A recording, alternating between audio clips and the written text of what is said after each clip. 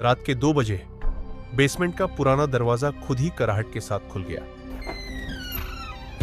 अंदर से सिर्फ एक अजीब सा मंत्र गूंज रहा था और हवा में एक सदियों पुरानी सांस घूम रही थी।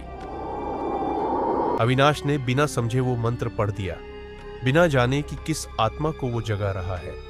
और उसी पल वो चीज जाग गई जिसे लोग सदियों से भूल जाने की कोशिश कर रहे थे। ब्रह्म राक्षस सिर्फ एक आत्मा नहीं होता, वो ज्ञान की आग में जला हुआ श्राप होता है।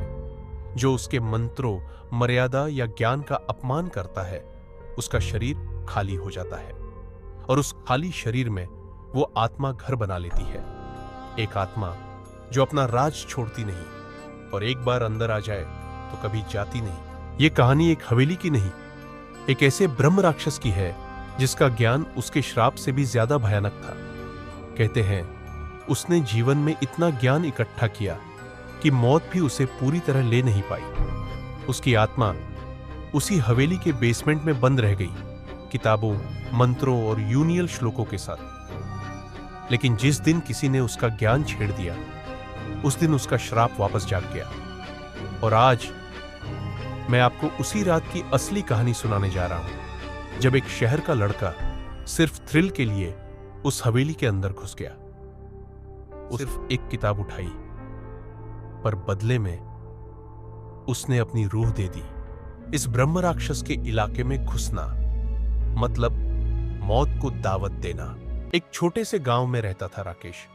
उसके पास उसके पुरखों की एक 4 मंजिला पुरानी हवेली थी। वो हवेली इतनी बड़ी, इतनी सूनी और पुरानी थी कि गांव के लोग अंधेरा होते ही उस तरफ देखना भी पसंद नहीं करते थे। एक दिन उसका बुआ का बेटा अविनाश बेंगलुरु से आया। अविनाश शहर का लड़का जिसे एडवेंचर और थ्रिल का बहुत शौक था। हवेली देखते ही बोला, भाई ये हवेली तो सीधा हॉरर मूवी जैसी लगती है, फुल एडवेंचर। राकेश मुस्कुरा के बोला, तो फिर चल रात को एक्सप्लोर करते हैं, फुल मस्ती। रात हुई और दोनों हवेली के अंदर घुस गए। शुरुआत में पहला फ्लोर काफी नॉर्मल लगा, सब कुछ ठीक था। पर जैसे ही बेसमेंट के करीब पहुंचे, कुछ अजीब सा महसूस होने लगा। बेसमेंट का दरवाजा पुराना, लकड़ी का था और उसके अंदर से ठंडी हवा आ रही थी, जैसे कोई अंदर से सांस ले रहा हो। अविनाश बोला, भाई ये बेसमेंट खुला क्यों है? मम्मी ने तो मना किया था यहां जाने से। राकेश थोड़ा कैजुअली बोला, अरे यार सब कहानियां हैं पुराने जमाने की, चल अंदर चलते हैं। दोनों अंदर गए और तभी एक अजीब सी आवाज सुनाई दी, जैसे कोई कहीं से बुला रहा हो, हल्की पर गुनगुनाहट जैसी। एक कोने में उन्हें एक पुरानी किताबों का डब्बा दिखा, जिसमें से हल्की पीली रोशनी निकल रही थी। अविनाश ने जिज्ञासा में एक किताब उठाई और तभी बेसमेंट का दरवाजा जोर से बंद हो गया। उस किताब के पहले पन्ने पर कुछ संस्कृत के श्लोक लिखे थे और एक मंत्र जो ब्रह्म राक्षस को कंट्रोल करने के लिए था। राकेश घबरा गया, बोला, मत पढ़ यार, ये सही नहीं लग रहा। पर अविनाश ने बिना सोचे समझे जिज्ञासा में वो मंत्र जोर से पढ़ दिया और तुरंत बेसमेंट में ठंडी तूफानी हवा चलने लगी, जैसे कोई चीज जो हमेशा के लिए वहां बंद थी अब जाग गई हो। तभी एक भूतिया आवाज गूंज उठी, तुम मेरे ज्ञान का अपमान कर रहे हो, अब तुम दोनों मेरे कब्जे में हो। पूरी रात वो दोनों बेसमेंट में फंसे रहे। हवेली के हर कोने से बुझी हुई चीखें, पतली आवाजें और पुराने जमाने के राज उन तक पहुंचने लगे। अविनाश को लगा जैसे कोई उसके पीछे सांस ले रहा है। कभी किसी ने उसके पैर छुए, कभी कोई परछाई दिखी। राकेश भी डर से कांप रहा था, पर छुपने की कोई जगह नहीं थी। सुबह तक किसी तरह दरवाजा खुला, दोनों बाहर आए, पर अविनाश अब वैसा नहीं था। उसकी आंखों में एक अजीब सी चमक थी, जैसे कोई और उसके अंदर बस गया हो, एक और आत्मा। उस रात के बाद अविनाश में हर दिन कुछ नया बदलाव दिखने लगा। राकेश ने देखा वो हर रात चुपचाप बेसमेंट में जाता और वही पुरानी किताब पढ़ता रहता। गांव के लोगों ने कहना शुरू किया, अविनाश के घर से अजीब सी आवाजें आती है, बेसमेंट से रोशनी दिखती है, वो भी रात के ठीक 12 बजे। राकेश को समझ आ गया, उसके दोस्त के अंदर अब कुछ और है, कोई और। उसने तय किया, अब समय आ गया है किसी पंडित जी की मदद लेने का। गांव के प्राचीन पंडित जी आए, जो ब्रह्म राक्षस के रहस्यों और उसके मंत्रों के बारे में सब जानते थे। जांच पड़ताल के बाद उन्होंने कहा, अविनाश के अंदर ब्रह्म राक्षस ने डेरा डाल लिया है। उसे छुड़ाने के लिए एक रात्रि पूजा करनी होगी, शुद्ध मंत्रों, शंख और हवन के साथ। रात हुई और हवेली एक बार फिर जाग उठी। पंडित जी ने अग्नि जलाई, शंख बजाया और मंत्रोच्चारण शुरू किया। पूरी रात वो रिवाज चलता रहा। अंधेरे में रोशनी और रोशनी में ज्ञान की लड़ाई हो रही थी।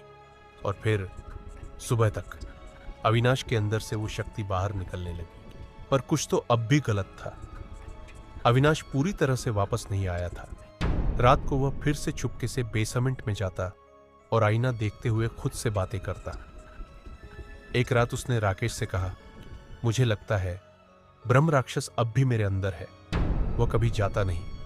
और फिर एक रात जब वह बेसमेंट में गया तो उसने देखा एक नया दरवाजा जो पहले वहां था ही नहीं। दरवाजा खोला और अंदर एक पुरानी रूह खड़ी थी। उसकी आंखों में आग थी और हाथ में एक माला। वह रूह अविनाश की तरफ हाथ बढ़ाकर बोली, जो मेरा ज्ञान चुराएगा उसकी आत्मा मेरी होगी। अविनाश जमीन पर गिर गया, घायल हो गया। राकेश ने उसे खींचकर बाहर निकालने की कोशिश की, लेकिन तभी एक तेज चीख के साथ एक तेज हवा बेसमेंट में चली। राकेश पीछे की तरफ उछलकर दीवार से टकरा गया। उस रूह ने उसे जोर से धक्का दिया। उसका सिर घूम गया, आंखों के सामने अंधेरा छा गया। कुछ पल बाद जब होश आया तो देखा अविनाश अब खुद उठ चुका था, पर उसके चेहरे पर मुस्कान थी, एक अजीब सी मुस्कान। राकेश ने कमजोर आवाज में पूछा, अविनाश तू ठीक है ना? अविनाश ने सिर्फ इतना कहा, मैं ठीक हूं राकेश, तुम जाओ यहां से। लेकिन उसकी आंखें पूरी काली हो चुकी थी। उसका चेहरा एक पल के लिए किसी और का लगने लगा। और तभी वो नया दरवाजा जिसने सब कुछ शुरू किया था अकेले ही बंद होने लगा। अविनाश भागकर उस दरवाजे के अंदर चला गया। राकेश भागा। उसने अविनाश तक पहुंचने की कोशिश की, लेकिन तभी वो रूह लौट के आ गई और उसने उसे अंदर जाने से रोका। दरवाजा बंद हो गया और अंदर से एक कांप उठा देने वाली आवाज आई, जो मेरा ज्ञान चुराएगा उसकी आत्मा मेरी होगी। उसके बाद अविनाश कभी नहीं मिला। तो ये थी आज की कहानी। अगर आपने भी कभी किसी ब्रह्म राक्षस, भूत या किसी पैरानॉर्मल चीज का सामना किया हो तो हमें कमेंट में लिख भेजो। शायद अगला हॉरर वीडियो आपकी कहानी पर हो। और हां, अगर वीडियो ने डरा दिया हो तो लाइक करो, शेयर करो और चैनल अननेचुरल्स को सब्सक्राइब करना मत भूलना। मैं फिर लौटूंगा एक और सच्चाई से भरी डरावनी कहानी के साथ।